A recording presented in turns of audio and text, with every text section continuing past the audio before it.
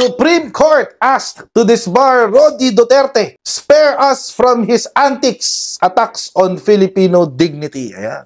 Unang-una, hindi naman siya na umamin. Matagal ko nang pinalaman. There never was an admission that he killed people. In other words, if you're making him accountable for a crime, he has not committed any crime.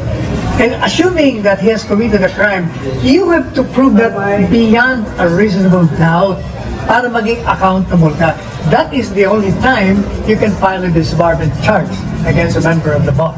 Kasi alam nyo mga kotsero, medyo may maling assumption dun yung sinabi ni Panelo eh. Malay ba natin kung hindi siya kinasuhan ng disbarment doon sa kanyang admission, quote-unquote, sa kanyang admission? He could have been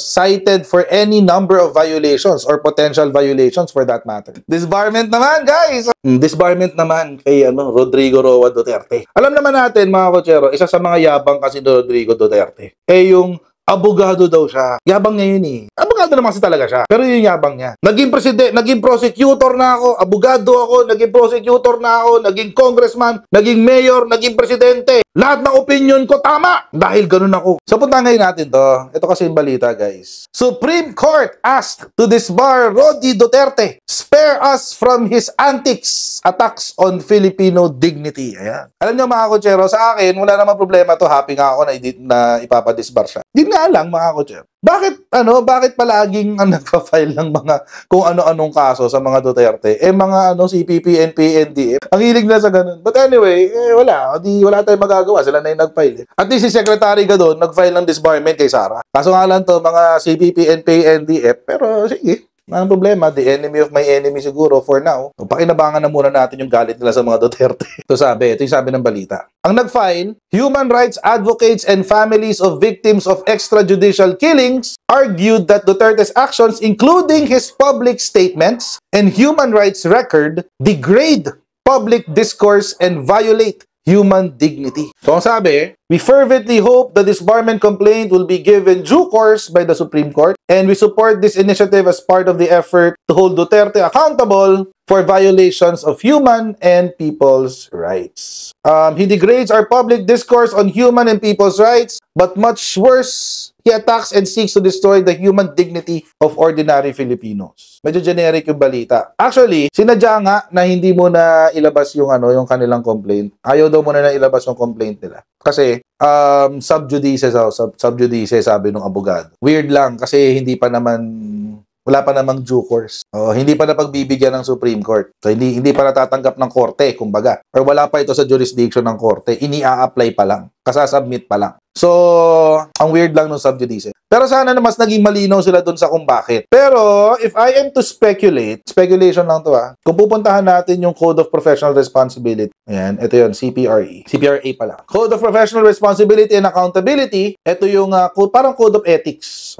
Parang Code of Ethics ng mga abogado. I will speculate lang naman, that yung complaint will be under Canon 2, which is propriety. Sabi, a lawyer shall at all times act with propriety and maintain the appearance of propriety in personal and professional dealings. Sa lahat daw ng galaw, ang isang abogado ay dapat umakto na maayos sa personal at sa professional na dealings. Ito yung matindi Observe honesty, respect, and courtesy, and uphold the dignity of the legal profession consistent with the highest standards of ethical behavior. Ngayon mga kotsero, ito subjective na lang. Subjective naman itong tanong na to. Sa palagay nyo, si Rodrigo Duterte ba has observed honesty, respect, and courtesy, and upheld the dignity of the legal profession? Palagay nyo, siya ba ay nakikisalamuha ng may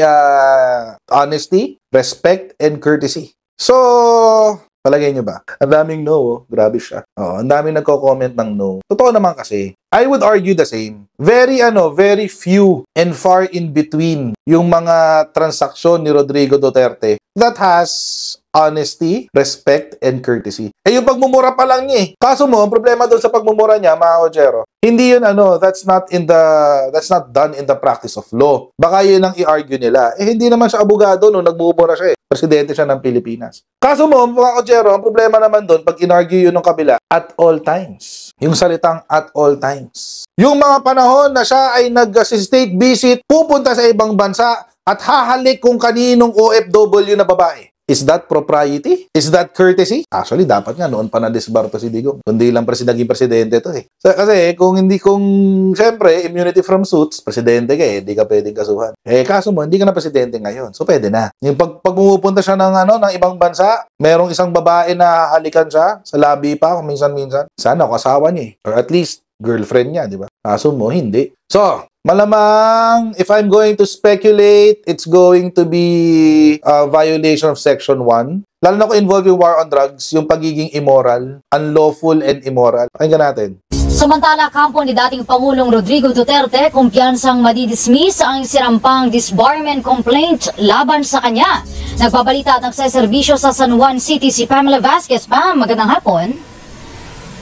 Magandang hapon, live sa attorney. Pinauubaya na ng legal counsel at dating presidential spokesperson ni dating Pangulo Duterte na si Atty. Sal Panelo sa Korte Suprema ang desisyon hinggil sa isinampang disbarment case o complaint laban kay Duterte. Matatandaan kaninang umaga isinumpang reklamo sa Supreme Court na pinangunahan ng mga pamilya ng EJK victims at human rights advocates sa ground na paglabag sa Code of Professional Responsibility and Accountability dahil sa pag-amin umano nito sa pagpatay ng mga tao. Pero kung sila ang tatanungin ay kampante sila na hindi ito gugulong at manidismiss din.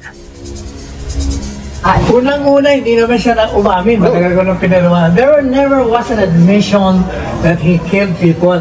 In other words, if you're making him accountable for a crime, he has not committed any crime.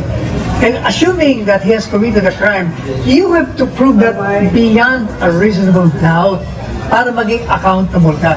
That is the only time you can file a disbarment charge against a member of the bar.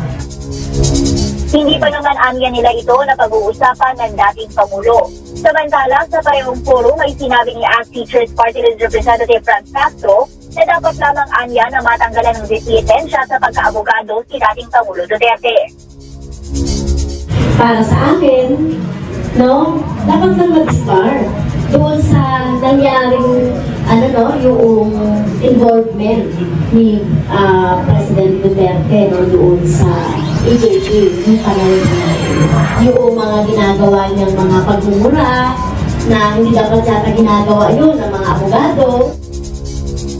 Sa servisyo mo sa San Juan City, Pamela Vasquez para sa Teleradyo Serbisyo at Radyo 6. Kasi alam nyo mga kotsero, medyo may maling assumption doon yung sinabi ni Panelo Malay ba natin kung hindi siya kinasuhan ng disbarment doon sa kanyang admission, quote-unquote, sa kanyang admission? He could have been cited for any number of violations or potential violations for that matter.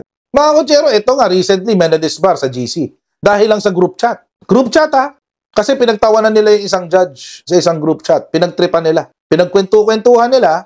Nung pinagkwentuhan, merong isang galit siguro dun sa tatlong abogado na yun. Pinorward dun sa judge yung kanilang kwentuhan. O si judge, nag-file ng disbarment. O disbarred, tatlong abogado. Kwentuhan lang sa GC yun Parang na-insulto daw kasi tinawag daw siyang LGBT or whatever. Na-insulto yung judge. So, disbarred. Wala hong hard and fast rule pagdating sa disbarment. Sui generis nga ho yan It's a category of its own.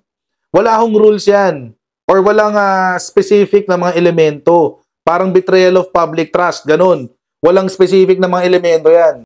Kung ano yung iniisip ng Supreme Court na dapat na dahilan para sa disbarment, yun. Yun na yun. Korte Suprema lang ang may kapangyarihan dyan. So yung sinasabi ni Panelo na, hindi, kumpiyansa ako, madidismiss yan. Ikaw lang yan. Hindi mo alam kung anong mangyayari, Panelo. Hindi mo alam kung anong mangyayari. Depende yan sa argumento. Depende yan sa kung paano mo ipagtatanggol yung sarili mo para hindi ka disbar. Depende yan sa kung anong iisipin ng justices para hindi ka ma-disbar. Depende talaga yan. Hindi ho yan walang hard and fast rule kung ano talaga ang argumento mo sa Supreme Court. Yun lang yan. So hindi ho makakasigurado si Panelo. Galingan niya para makasigurado siya. Galingan niya yung argumento niya para makasigurado siya. At siguraduhin niya na yung argumento niya makukumbinse yung justices. Huwag siya magsalita ng tapos. Hindi pwede mong yabangan ng Supreme Court, lalo na nakadepende ka sa wisdom nila. Ano ang consequence pag na-disbar? Tanggal ka sa practice of law. Hindi ka na makapag-practice. Mabawasan yabang ni Digong. Pag sinabi niyang, abogado ko, ay hindi, disbarred ka na. Bawas yabang ni Digong.